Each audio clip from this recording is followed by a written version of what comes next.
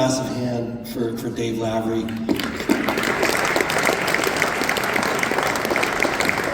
I think Dave is, he's been a mentor for me. All the soldiers who came through. Like he said, he was the original Sergeant Major of our unit. I met Dave back in RCR, and he taught us that persistence prevails when all else fails. When Dave was captured, every single guy in the unit wanted to go. The guys who were retired, the guys who were still serving. A guy like Dave, we knew that if the roles were reversed, he would be the first guy fighting to get us back. And it was during those times, like he just said, that we were extra impressed by Joy. Skip reached out to Joy faster than the government chains, the non-governmental organization, Joy Smith Foundation, briefed our Prime Minister and spurred everything into action. Super impressive. Can't be more impressed with this organization. Guys, I have to apologize. I'm super nervous. Really, what an incredible room, what an incredible cause, what an incredible group of people. I'd love to speak from the heart, but mostly I'm gonna read from my notes tonight, okay? There'll be times when I ad-lib, but I don't wanna miss anything. I grew up as a simple kid on a farm in southern Ontario, on Lake Ontario. I liked to do sports. I joined the military. I wanted to contribute to what we all do together. There's doctors, there's scientists, there's builders. I knew at my core I was a fighter. I knew that my best contribution to what we all do is to provide stability, potentially in the forces. So this is where I spent my career. I've always sought a mission that would make Canada better. And well, I'll get to the main point, but the forces were great. I love your mission, Joy. I love your mission. So I have a favorite saying. I took it from my military days while I was in JTF. There was a saying that we were the pointy end of the spear. It was always where I wanted to be. It was what I wanted my contribution to be. I'm sure that we all felt the same. The greatest honor to be the first in the door, with the full recognition that we were part of something much greater.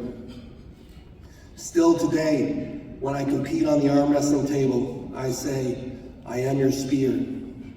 I would not be here without all who have propelled me. From teammates who exchange energy and make me stronger, doctors, thank you medical system, who have surgically fixed my broken body repeatedly, sponsors who have financially put food on my family's table so that I can continue with my ambition.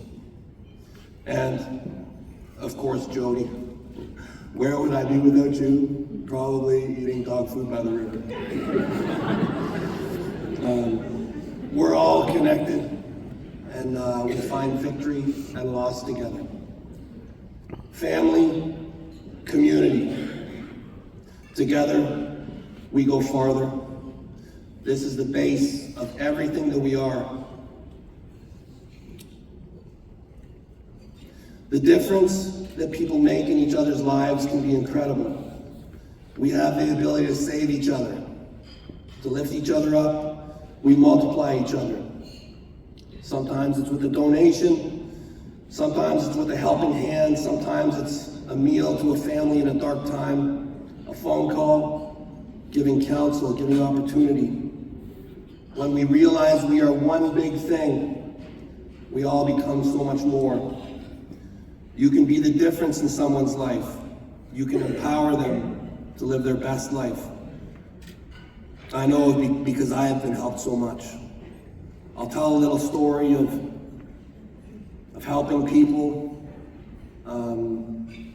and how I know that it's so important to help people.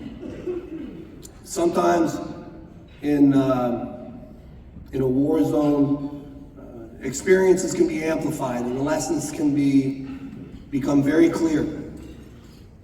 I found myself home from a mission, one of our more challenging missions, and I would wake up at night, my heart beating, sweating, and filled with guilt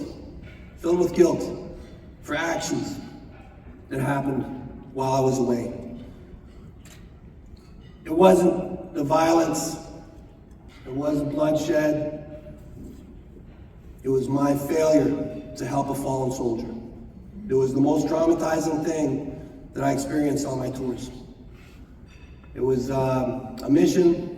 I won't go into great detail, but we were shot down. Our infill, our going in, we were shot down in our helicopter.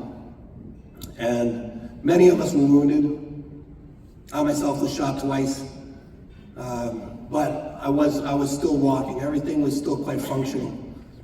But on my exit on the helicopter, I walked past a fellow soldier who I thought was dead. I saw blood all their back, all over their body.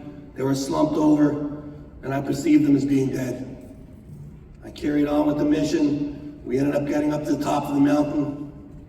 And what did I see? I saw one of our guys on the team carrying his slumped body up to the side of the hill. The hill was probably about 600 meters in vertical rise. It was an extraordinary task. Under fire, he carried, we'll call him Steve's slumped body. He eventually was extracted by a helicopter pilot against orders. And he saved his life that day. It was truly amazing. Steve, the wounded soldier, ended up being fully rehabilitated. I believe he's still serving today. But I realized that you must help people. You must. It is in our nature. It is what it means to be human. It is what it means to be part of our species. If you don't do it, you will feel great guilt and it will haunt you. What impresses me most in life are great missions. People who accept great missions and embody them, who become them. I have always believed that at the end, your mission is the greatest thing that you are, the greatest thing that you have. Most of you know Skip. He's a great man, he's a great friend of mine. Actually, it was the next tour after the one that we were shot down that we spent the tour together. He introduced me to Joy Smith and to the foundation. I learned of a woman, a school teacher. She witnessed her students being trafficked and sought to protect them. She entered politics. She changed laws. She saved and forever altered lives. She fights for family and community. She makes Canada a better place. She made this her mission. It was clear to me that Joy Smith is one of Canada's greatest leaders and finest warriors of our people. Many times while I was in the forces, I was puzzled that we were tasked to fight our enemies abroad. We were willing to hand out death sentences. Meanwhile, in Canada, the most evil that we have, the ones who hurt children, the ones who traffic, other crimes that are on a list where we would consider them enemies of our people, and we're not able to hand out death sentences. It is my hope, coming from a place where I used to work as a soldier in the forces, it is my hope that one day legislation changes and that organizations such as the Joy Smith Foundation empower us to cleanse this filth from our land and make it well known that Canada is not a place that this can operate, that this does not happen in our nation.